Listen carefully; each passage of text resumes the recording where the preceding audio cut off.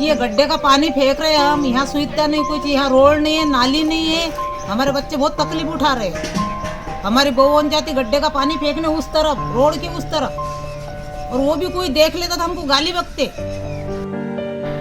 कितने साल हो गए यहाँ फेंकते यहाँ तो बस वोट लेने आते हैं और कोई पानी वानी फेंकता नहीं, यहाँ पे कोई देखने आता नहीं।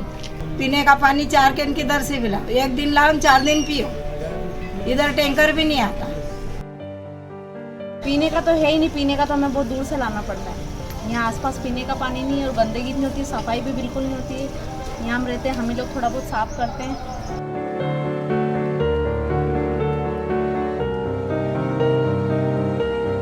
ये वीडियो जो आप देख रहे हैं ये हमारे संविधान निर्माता डॉक्टर भीमराव अंबेडकर की जन्मभूमि का है, जहां उन्होंने जन्म लिया था। इंदौर के महू की इस धरती को नमन करने के लिए यहाँ साल भर लाखों की तादाद में लोग आते हैं और अंबेडकर की बनी प्रतिमा के दर्शन करके यहीं से वापस लौट जाते हैं। आज हम आपको इस जन्मस्थली से महज 3 किलोमीटर दूर छावनी परिषद में बसी एक बस्ती गाजी की चाल में लेकर चलते हैं, जहां डॉक्टर भीमराव अंबेडकर के ही समाज के वो लोग रहते हैं जिनके लिए उन्होंने अपनी पूरी जिंदगी लड़ाई लड़ी। इस बस्ती में रहने वाली महार समुदाय की महिलाओं के दिन की शुरुआत रात के बदबूदार पानी फेंकने से होती है, क्योंकि यहाँ इनके पानी निकासी का कोई इंतजाम नहीं। इनकी मुश्किलें यहीं नहीं खत्म होती, इन्हें शौच के लिए घंटों सामुदायिक शौचालयों में लंबी लाइन लगानी पड़ती और फिर पानी के लिए घंटों जद्दोजहद। इन सब कामों को निपटाकर ये निकल जाती हैं रोजी रोटी की तलाश में। इनमें से कोई कूड़ा बीनने निकल जाती हैं तो कोई दिहाड़ी मजदूरी करने, तो कुछ बंगलों में झाड़ू पोछा लगाती। यही इस समुदाय के लोगों की रोजमर्रा की दिनचर्या है। गंदगी की वजह से बदबू का आलम यह है कि आप यहाँ कुछ देर रुककर ठहर नहीं सकते। ऐसी जगह पर यहाँ के लोग अपना जीवन कैसे गुजारा कर रहे होंगे, इसका आप अंदाजा लगा सकते हैं। पानी की बहुत परेशानी है यहाँ, और ये पानी ऐसे फेंकना पड़ता है सुबह सुबह हमको गड्ढे का। बीमार भी होने का डर रहता है। क्या करें, मजबूर भी फेंकना पड़ता, नालियों का साधन ही नहीं है। कोई बात की मतलब करे वही नहीं है ना यहाँ पे। क्या कर सकते, जो है वो तो फेंकना है पानी। तो ये नहाने के पहले फेंकना पड़ता, रोज फेंकना पड़ता है, फिर हाँ रोज फेंकना पड़ता है। कितना बाल्टी हो जाता होगा लगभग? ये तो बहुत होता, 12-13 बाल्टी। तो फेंकने में तो आधा 1 घंटा लग जाता होगा।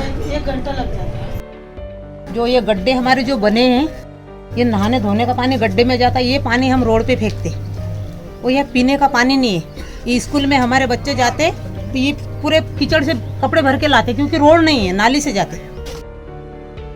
आप महू के अंदर आके देखेंगे, ऐसी बस्तियों में जाके देखेंगे तो आज भी वो मेला ढो नहीं रहे, वो मेला निकाल कर फेंक रहे हैं अपने हाथों से। तो ऐसी स्थिति, प्रशासन बाबा साहब की जयंती बनाता है, बहुत अच्छी बात है, लेकिन बाबा साहब की ओरिजिनल जो जयंती है, उस समाज के अंतिम व्यक्ति को योजनाओं का लाभ देके और सुख सुविधाएं देके, शासन की योजनाओं के लाभ देके उनका जीवन सुधार के वो जयंती सार्थक कर सकते हैं। लेकिन महू में दुर्भाग्य है, ऐसा नहीं है।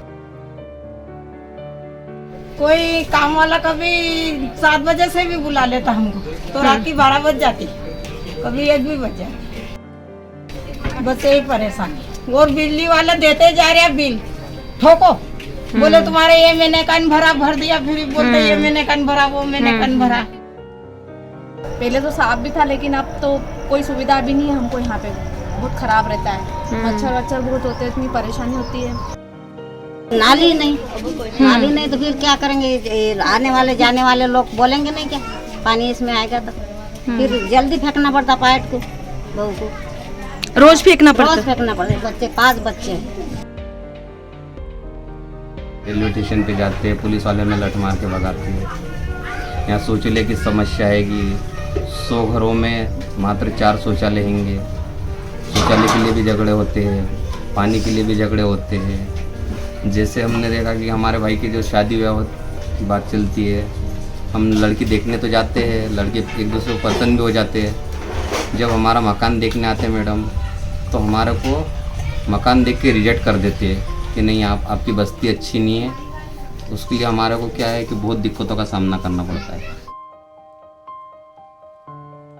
आज भी दलित समुदाय बहुत पिछड़ा है और लोग अभी भी बहुत तकलीफ की जिंदगी, गरीबी बहुत बढ़ गई देश में, लोगों के हालात बहुत खराब है। आज ये महू का एक और उदाहरण दे रहा हूँ कि महू पूरा का पूरा पलता था इंदौर पर, और एक षड्यंत्र के तहत, बहुत बड़ा आरोप लगा रहा हूँ मैं, ये बहुत गंभीर बात है, एक षड्यंत्र के तहत महू इंदौर की जो यातायात की ट्रेन की व्यवस्था थी, जो हमारा एक शटल चलता था जहाँ से महू से रोजाना 20 से 25 हजार लोग इंदौर काम के लिए जाते थे, मजदूरी करने के लिए जाते थे, वो ट्रेन कई वर्षों से बंद पड़ी हुई, छोटी लाइन जब से हटी है, डेमो ट्रेन चला रहे हैं, मेमो चला नहीं रहे हैं यहाँ पर।